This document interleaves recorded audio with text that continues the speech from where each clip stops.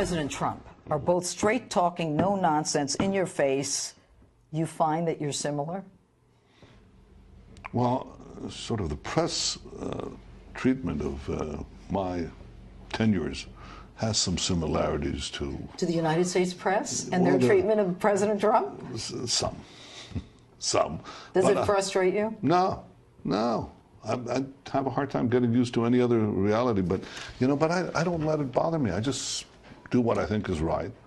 And there's a social media, too, that is a new phenomenon today. That it can benefit you. Your father was a big supporter of Jabotinsky and the Iron Fist.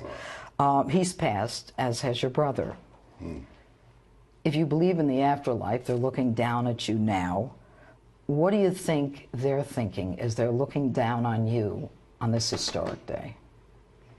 I think they'd be very proud and very happy, because they'll understand the historic significance of this day.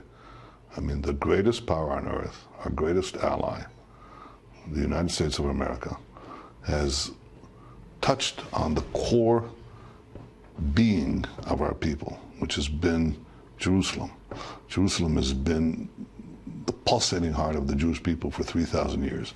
And now comes an American president and fulfilled his promise to recognize Jerusalem as Israel's capital, which is common sense, but somebody had to say it, to break this charade of hypocrisy. He just punched right through it. And I think this is great. This is a significant historical point, as has been his decision to confront Iran, to pull out of that horribly flawed deal. I think these are two great things. Do you think that you will face consequences from the other, like Iran, the other Arab nations? I think the Arabs are happy about this, about the embassy. I think they sort of have to, raise the usual protests, but I don't think they really care that much. And the Palestinians, certainly in Gaza, will use it as a pretext to try to rile up the masses against Israel. But what they want is not a peace with Israel.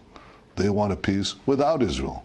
They don't want a Palestinian state next to Israel. They want a Palestinian state instead of Israel. That's why this conflict goes on, because they want to throw us into the sea. And the minute we'll get Arab leaders, as we got with Sadat and with King Hussein, the late King Hussein of Jordan, who are willing to coexist with Israel, then we're moving towards peace. I see that happening in the outer ring of Arab countries. And I think that part of that is this coming together against Iran, and President Trump is helping that a lot. But Iran now is aligning itself with Russia and has its proxy in Syria.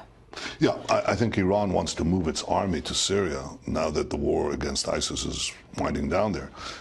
And we're absolutely, and they're saying openly that their goal is to bring these lethal weapons to close to Israel's border, 1,000 miles away from Iran, right next to our border, with the aim of destroying us. Well, I've said no. We'll confront you now before you build up your forces rather than later. What would you do? Any country would do. I mean, if somebody tried to move, to move right next to the United States, horrendous missiles and other things, with the express purpose of annihilating the United States, you think you'd sit back? No. I'm not sure that Russia wants Iran to do that, because... Really? Yeah, well, yes, because I think they're in competition now for the spoils, if you will. Yeah. So I'm not sure there's a necessary conflict. But Iran is at conflict with us. Iran is in conflict with the United States. Iran is in conflict with just about all the Arab states in the Middle East. And I think we should unite together under President Trump's leadership to kick Iran out of Syria and to constrain and stop Iran's aggression. If you want to advance peace, that's how you advance it, by confronting the enemies of peace. A strong Israel. Definitely. Is what gets the Arabs to the peace table. Yeah, I mean, what has happened with the Arab states is they've recognized that Israel is here to stay. You can't defeat it, and because you can't defeat it, you make peace with it. Thank you. It's called peace through strength. Peace through strength. I'm sure you've heard of that.